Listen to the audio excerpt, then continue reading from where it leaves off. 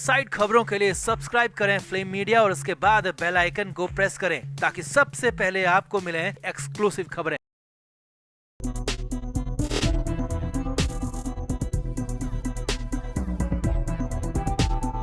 महाराष्ट्र में चुनाव के नतीजे आए कई दिन हो चुके हैं, लेकिन अब भी सरकार की तस्वीर साफ नहीं है। मुख्यमंत्री कौन होगा, मंत्री कौन होंगे, इसे लेकर अभी भी तस्वीर साफ नहीं है। खींचतान चल रही है। अब इधर निवर्तमान मुख्यमंत्री एकनाथ शिंदे ने हालात कुछ 2019 जैसे बना दिए। जी हाँ, शिवसेना शिंदे गुट की तरफ से पहले तो मुख्यमंत्री पद की डिमांड की जा रही थी और उसके बाद जब मुख्यमंत्री पद पर बात बन गई कि वो बीजेपी से होगा तो अब मामला मंत्रियों पर अटक गया। यहाँ तक गृह मंत्री के सवाल पर शिंदे गुट पूरी तरह से अड़ा हुआ और इसी बीच में शिंदे खुद मुंबई को छोड़कर सतारा अपने गांव पहुंच चुके हैं। तो हालात 2019 जैसे हो चुके हैं। तो क्या इस बार उद्धव ठाकरे की जगह एकनाथ शिंदे कांड कर देंगे? क्योंकि खबर ऐसी आ रही है कि अंदर खाने एकनाथ शिंदे और उद्धव ठाकरे गुट में बातचीत की भी खबरें हैं। जी हाँ, लेकिन बीजेपी ने एक तरफ से सख्त संदेश दे दिया तो उसके बाद शिंदे भी फंस गए। तो हालात क्या है, क्या हो रहा है और कैसे शिंदे और ठाकरे गुट में अंदर खाने बातचीत चल रही है, सब कुछ आपको दिखाते हैं, बताते हैं। आप भी इस वीडियो को शेयर करें और कमेंट बॉक्स में अपनी राय जरूर दें।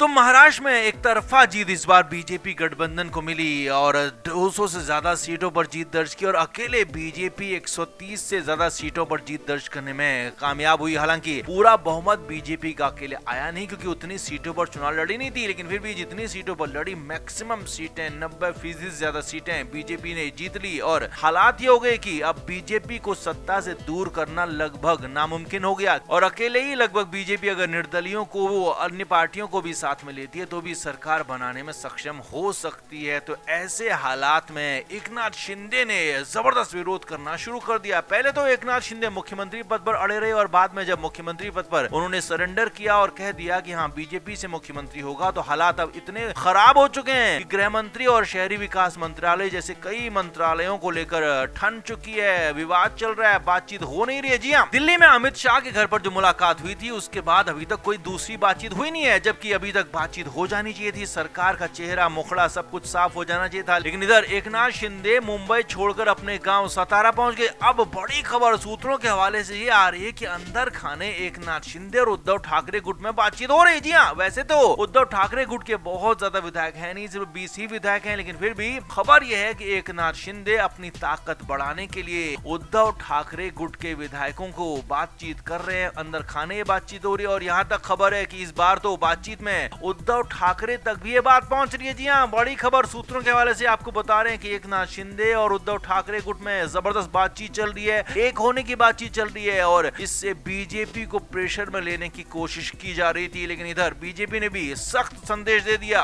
बीजेपी ने साफ साफ शिंदे से बात किए बगैर शपथ ग्रहण की तारीख का ऐलान कर दिया। जी हाँ, महाराष्ट्र में 5 दिसंबर को शपथ ग्रहण होगा और इस तारीख का ऐलान बावनकुले जो कि बीजेपी के महाराष्ट्र के अध्यक्ष हैं उन्होंने कर दिया और एक तरह से एकनाथ शिंदे को साफ साफ संदेश दे दिया कि अब बात नहीं होगी, अब सख्त संदेश दिया जाएगा और साफ साफ एक तरह से फंसा दिया एकनाथ शिंदे को। बीजेपी ने शपथ ग्रहण की तारीख घोषित करके कि अगर आप साथ आते हैं तो ठीक है, लेकिन आप साथ नहीं भी आते हैं तो भी ठीक है, क्योंकि बीजेपी अब एनसीपी अजीत पवार के साथ मिलकर भी सरकार बना सकती है और साफ साफ अजीत पवार तो कह चुके हैं कि वो डिप्टी सीएम बनेंगे और मुख्यमंत्री बीजेपी का होगा। तो यहाँ पर बीजेपी ने साफ संदेश दे दिया है एकनाथ शिंदे को। तो ऐसे हालात में एकनाथ शिंदे दो तरफा फंस गए। एक तरफ तो उनकी बातचीत उद्धव ठाकरे से पूरी हो नहीं पाई है और वैसे भी बहुत ज्यादा कुछ वो कर पाएंगे नहीं, 2019 जैसे हालात हो नहीं सकते हैं, लेकिन हाँ दूसरी तरफ बीजेपी ने भी उन्हें सख्त संदेश दे दिया है कि अगर आपको सरकार में शामिल होना है तो आइए, हमारी शर्तों पर होइए, लेकिन आपकी सारी शर्तें नहीं मानी जाएंगी। ये एक तरह से साफ संदेश एकनाथ शिंदे को दे दिया गया है। तो आप क्या मानते हैं, महाराष्ट्र में एकनाथ शिंदे क्या 2019 जैसे हालात लाने की कोशिश कर रहे हैं? क्या बीजेपी सरकार बना पाएगी? कमेंट बॉक्स में आप जरूर बताएं, वीडियो को शेयर भी करें। तो महाराष्ट्र में मुख्यमंत्री एकनाथ शिंदे के नेतृत्व में जो गठबंधन ने, महायुति ने जो कमाल किया है वो कमाल अभी का नहीं है बल्कि वो लंबे समय तक का कमाल होने वाला है, क्योंकि यहाँ पर एक तरह से शिवसेना पर अब पूरी तरह से एकनाथ शिंदे का कब्जा हो चुका है, तो वहीं एनसीपी पर अजित पवार का कब्जा हो चुका है। और खास तौर पर शिवसेना के अंदर जो बवाल मचा हुआ था, जो दो गुट बने हुए थे, उसमें असली और नकली की लड़ाई चल रही थी। तो जनता ने साफ कर दिया है कि उनके लिए अभी भी शिवसेना यानी कि शिंदे गुट ही असली है, और इसीलिए तो उद्धव ठाकरे की पार्टी को वोट नहीं मिले, सीटें नहीं मिली। अब ऐसे हालात के बीच उद्धव ठाकरे क्या करें, इसके लिए उनके अंदर मंथन चल रहा है। लगातार वो पार्टी नेताओं के साथ बात कर रहे हैं, मुलाकात कर रहे हैं, अपने विधायकों को समझा रहे हैं, बुझा रहे हैं, लेकिन उनके विधायक सुनने समझने को तैयार नहीं। हमने आपको बताया था कि उनके कई सारे विधायक बहुत जल्दी दूसरी पार्टियों में जा सकते हैं, ऐसा दावा किया जा रहा था। और यहाँ तक कि एकनाथ शिंदे के साथ विधायकों का इनका विलय हो सकता है, ये भी दावा किया गया था।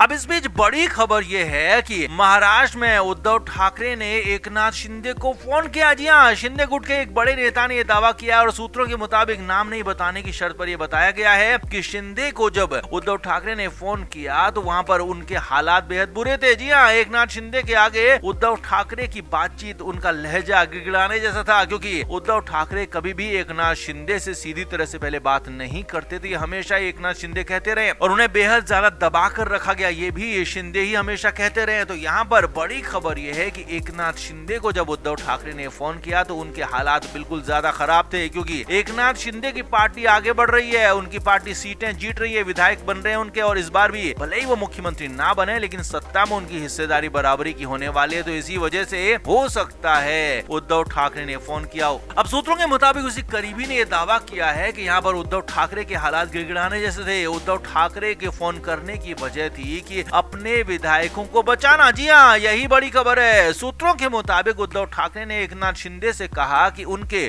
20 विधायकों को उनके साथ ही रहने दिया जाए, उनके 20 विधायकों को अपने में मिलाने की कोशिश ना करें, इसके लिए आपकी रिक्वेस्ट है। जी हाँ, एक तरह से रिक्वेस्ट कर दी, एक तरह से इल्तिजा कर दी एकनाथ शिंदे के सामने कि जो उद्धव ठाकरे के 20 विधायक जीते हुए हैं उनको अपनी तरफ यानी कि एकनाथ शिंदे की तरफ ना मिलाएं, उनको अपने पाले में करने की कोशिश ना करें, क्योंकि आप सरकार में हैं, आप जीत चुके हैं, आगे भी सरकार में रहेंगे, तो हमारे 20 विधायकों को हमारे पास ही रहने दें, ये उद्धव ठाकरे ने कहा, ऐसा दावा किया गया है सूत्रों के मुताबिक। अब ये वजह बेहद ज्यादा हैरानी भरा है, क्योंकि अभी तक उद्धव ठाकरे खुद को सबसे बड़ा नेता महाराष्ट्र का मानते रहे हैं, और यहाँ पर बड़ी खबर यही है कि उन्होंने एकनाथ शिंदे को फोन कर दिया और वजह बनी अपने विधायकों को बचाना, क्योंकि उद्धव ठाकरे चाहते हैं कि किसी भी कीमत पर उनके 20 विधायक उनके पास ही बचे रहे, बने रहे। इसीलिए उन्होंने सीधे सीधे एकनाथ शिंदे को ही फोन कर दिया कि उनकी तरफ से ऐसी कोई कोशिश ना हो, और अगर उद्धव ठाकरे के विधायक भी अगर कोशिश करें कि शिंदे गुट में चले जाएं तो उन्हें ना आने दिया जाए। अब ये बड़ा ट्विस्ट इस मामले में आ गया, क्योंकि अभी महाराष्ट्र में सरकार बननी है, शपथ होनी है, तो उससे पहले इस तरह की हलचल, इस तरह की बात बेहद ज्यादा हैरानी भरी है। उद्धव ठाकरे की परेशानी भी दिखाती है, उनके अंदर का दर्द और दुख भी दिखाता है कि वो 20 विधायकों को कम से कम अपने पास फिलहाल रखना चाहते हैं, ताकि पार्टी बची रहे, उनका नाम बचा रहे और अगले चुनाव में कुछ करने लायक बचे रहे। तो आपका क्या मानना है, क्या उद्धव ठाकरे की बात को एकनाथ शिंदे मानेंगे या फिर नहीं मानेंगे? कमेंट बॉक्स में आप जरूर बताएं, वीडियो को शेयर भी करें। Flame media report.